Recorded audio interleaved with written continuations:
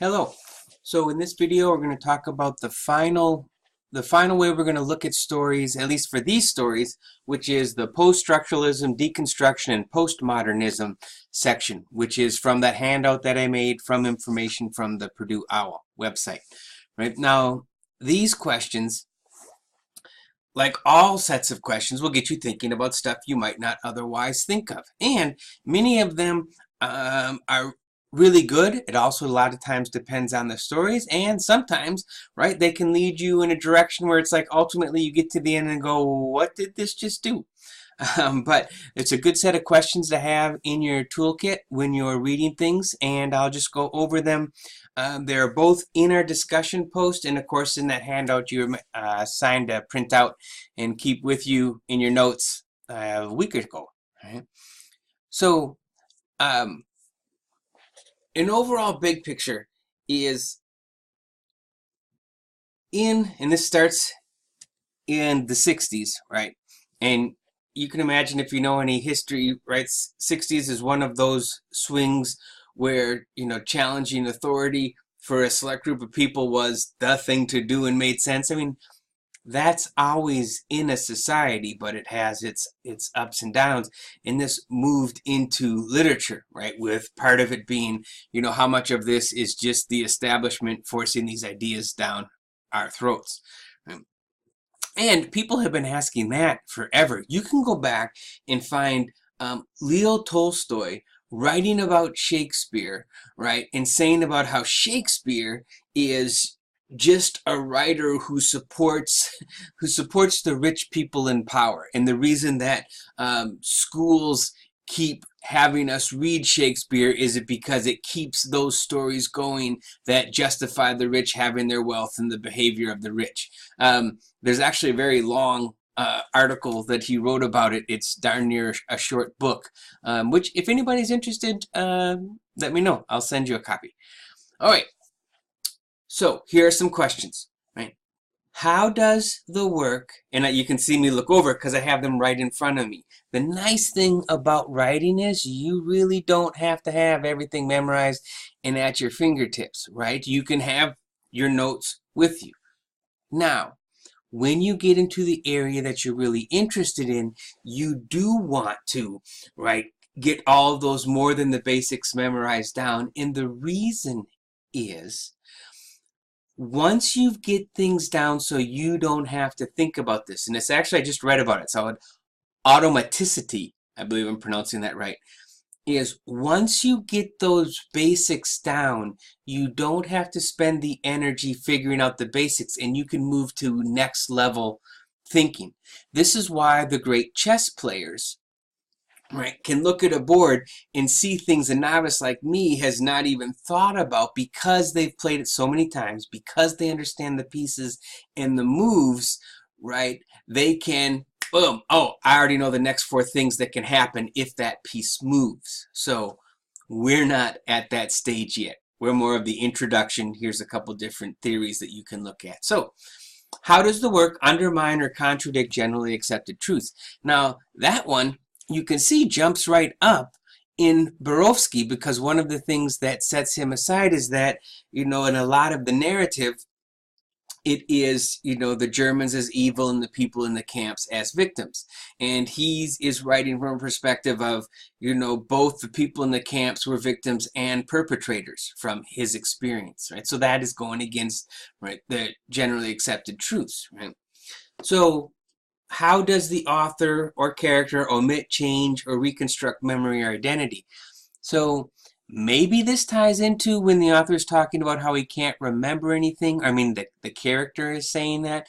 But one of the things that you may have to do is, if it's the author, right, sometimes you might have to know what really went on if this is placed like in a concentration camp, and you can see if things were, do they stand up to the historical information, right? Like maybe dates are changed, and if so, why? Why would that go along?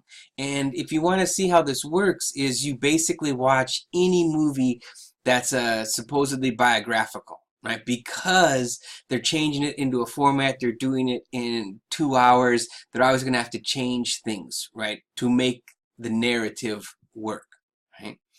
How does the work fulfill or move outside the established conventions of a genre? Well, in order to answer this question, you have to know a lot about the genre that it's in. So in this case, hey, maybe that question is not going to be one you use a lot unless you happen to show up to English 1022 with a lot of information on Holocaust writing. That is not expected, right? So let's go on to the next one. How does the work deal with the separation or lack thereof between writer, the work, and the reader? Now this is actually really interesting when you're reading those last couple short stories. This is a fictional story so close to that author's life, right? That is really, yeah, where is the difference between the writer and the story, and how does this fit? So that might bring up something when you're looking at those last couple stories, right? What ideology does the text seem to promote? So when you're reading these stories, what is there something that you can see? So for example, if you were reading, a lot of conservatives will talk about Ayn Rand and Atlas Shrugged, and that story, which, disclaimer, I have not read yet, but I have been told and seems accurate, is all about, right, being, that independent and that drive. So you can see why conservatives would like that, right? Ideology about it's all about the hard work and what you do, disconnected from society. And feel free to post something in the discussion if you're a fan of it and you've read it and you want to go into more detail. What's left out of the text that might undermine, right, the goal of the work? Again, this could be interesting, and it also, you might be changing the story. So while I like these questions, you also have to be careful that you don't use them to create a straw man, in a sense, right? You don't use them to say, oh, look, he never talked about this, therefore the story doesn't make sense or have value, right? But there might be... The use of this, I think, is that if you can think of what thing, if it was left out, would change the story, you can flip that. And then you can say, what's the one thing going on in the story that really is important, right? And then this last one I think is pretty interesting, and also it could be quicksand, is if we changed the point of view of the text, right? Say from one character to another, or multiple characters, how would the story change, right? So, think about the narrator, and if all of a sudden we were Mrs. Hanechka, right, outside of the camp watching the workers, how would that story be different? There's also a question here that says whose story is not told, right, and who's left out and why have that person been omitted. I think it's a nice question to see how, it gets you thinking about, hey, what if they told more of the son's story, the son who was killed by his father? And it might give you an interesting look at stuff. And it's tricky because, well, that's not the story. And then all of a sudden we're going to try to, imagine or give reasons why the author left that person out. So on that one, I think you can use it at the top level to just say, hey, oh, if we changed it, it might give you a new insight into the actual original story, but we can go too far in there. Okay, so that is a brief overview of the questions that we're using. And remember, this is really just I'm not going to say just, this is an introduction. Introductions are important. So out of the list of questions, there'll be some probably confusing, might not even work just the way that they're set up, right? And there should be one or two that you're like, yeah, I sort of get that. And when I read the story, I can get that. Use them to respond. And the idea here is not to make you a postmodernist, right? But just to give you a little taste of, what if I asked a question or two that a postmodernist would as I read this story? And then we'll also do a critical race theory later on, but it didn't fit and I didn't want to force it into these stories because why? I'll find you a better story where that will give you something more rich.